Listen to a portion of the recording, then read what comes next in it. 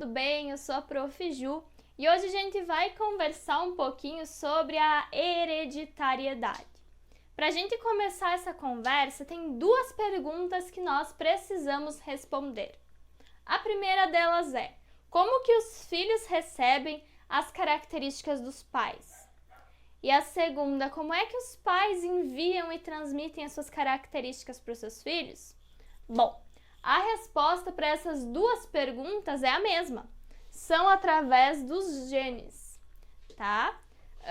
Esses genes, eles são partes, são pedaços do nosso DNA que eles vão conter informações, vão conter ali instruções de como o nosso corpo, como aquele organismo deve produzir determinadas proteínas, para a gente ter, então, algumas características, né? Nós vamos ter um gene que vai dizer, né, vai ter instruções para a cor do nosso olho, para a nossa altura, para o tom da nossa pele, nosso tipo de cabelo, né? Vamos ter até genes ali que vão dizer como que os nossos órgãos vão funcionar, se nós vamos ter alguma doença hereditária, alguma alergia, né? Então, são os genes que estão todas essas informações.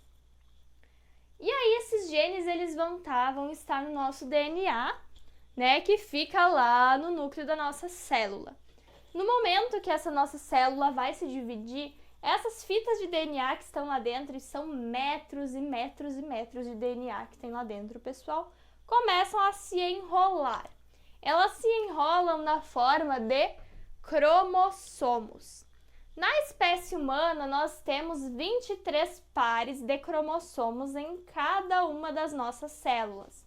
Aqui eu desenhei um parzinho, tá? Como se eles estivessem assim, grudadinhos, tá? Não é um cromossomo em forma de X, é um cromossomo aqui, um cromossomo ali.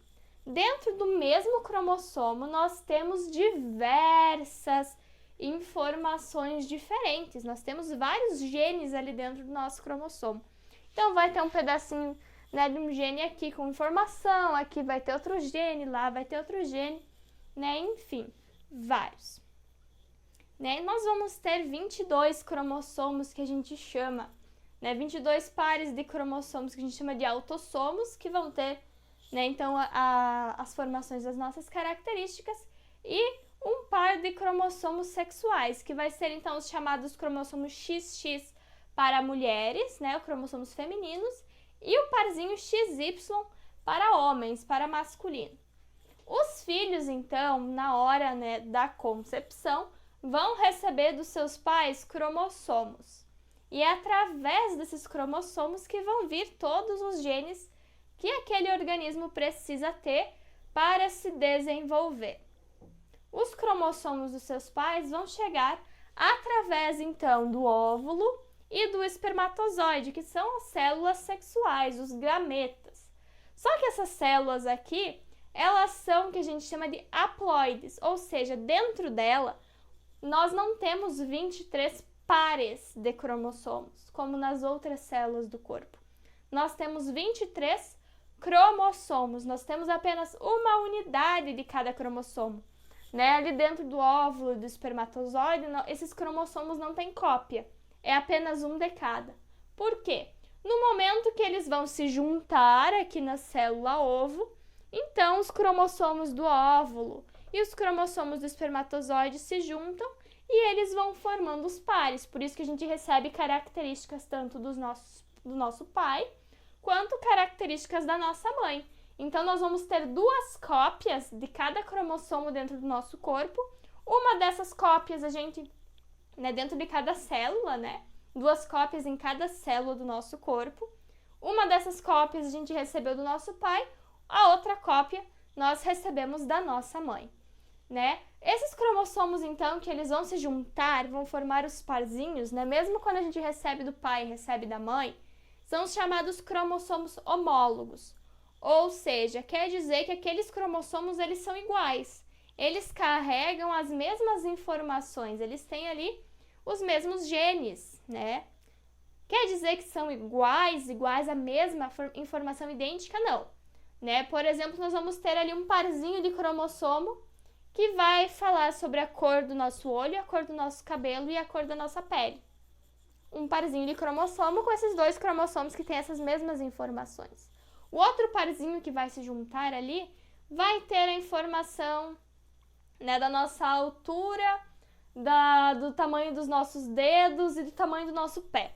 E aí o parzinho que formou ali se juntou, outro parzinho, e assim por diante, né? Então, dessa forma, a gente vai ter 2 cópias para cada informação. Só que daí a gente pensa, bom, se eu tenho na mesma proporção informações que vieram do meu pai e informações que vieram da minha mãe, por que é que às vezes eu sou mais parecida com um deles, eu sou mais parecida com a minha mãe, ou eu sou a cara do meu pai, todo mundo diz que eu sou igualzinho ao meu pai?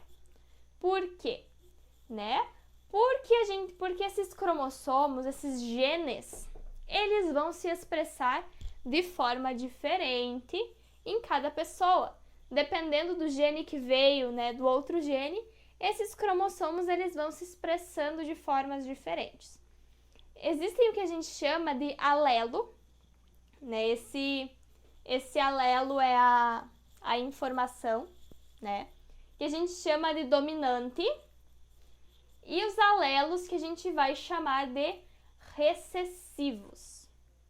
Ou seja, um alelo dominante é aquele que, quando ele aparece, é ele quem vai predominar sobre o outro. É aquela característica que vai aparecer no organismo. Por exemplo, cabelo escuro. Cabelo da cor preta é um alelo dominante. Então, mesmo que a minha mãe seja loira, se eu receber do meu pai um alelo de cor escura, de cabelo preto, eu vou ter o cabelo preto. A chance de eu ter o cabelo escuro é muito maior, né? Porque aquele alelo que eu recebi é o dominante. Então, o alelo dominante, né, a gente vai ter essa característica dominante, tanto quando eu receber dominante do pai e dominante da mãe, como quando eu receber dominante de apenas um deles. Se eu receber um gene de cabelo loiro da minha mãe, mas eu receber um gene de cabelo escuro do meu pai, meu cabelo vai ser escuro, né? Porque aquele gene dominante apareceu, né? Já diz o nome, dominante, ele domina a área, é ele quem vai aparecer quando ele está ali, é ele que vai se manifestar. Enquanto isso, o alelo recessivo, né, ele vai aparecer apenas quando a gente recebe 2 alelos recessivos. Então, se a minha mãe me deu o alelo dela, né, do cabelo loiro, porque como ela é loira, ela só tem esse alelo para me dar. Então, veio ali o alelo recessivo do cabelo loiro.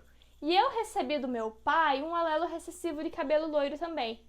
Mas, poxa, meu pai tem cabelo escuro, ele pode ter um alelo recessivo? Pode. Lembra que, né, se ele tem o cabelo escuro é porque ele tem um dominante. Com um dominante já se mostra. Pode ser que ele tenha aquele outro alelo no recessivo ali que não se manifestou nele. E aí você recebeu aquele alelo recessivo dele, recebeu o recessivo da sua mãe. E aí o seu cabelo é claro, né? Então, ou seja, o alelo dominante, ele vai aparecer, né, tanto em heterozigose, ou seja, quando um alelo é diferente do outro, um dominante e um recessivo, quanto em homozigose, nesse caso, 2 alelos dominantes, nós temos a característica física dominante.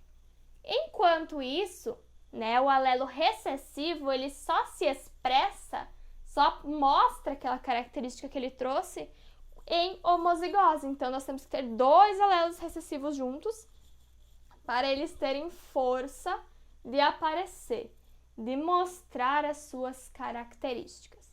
A gente vai continuar vendo mais sobre os alelos recessivos e os alelos dominantes nos próximos vídeos que teremos sobre a hereditariedade. Tá bem, pessoal? Espero que vocês tenham gostado dessa primeira aula, dessa pincelada rápida. Tem muito mais pra gente falar sobre a hereditariedade, sobre a genética, que é o estudo, então, desses genes. Espero que tenham gostado e até a próxima. Tchau, tchau!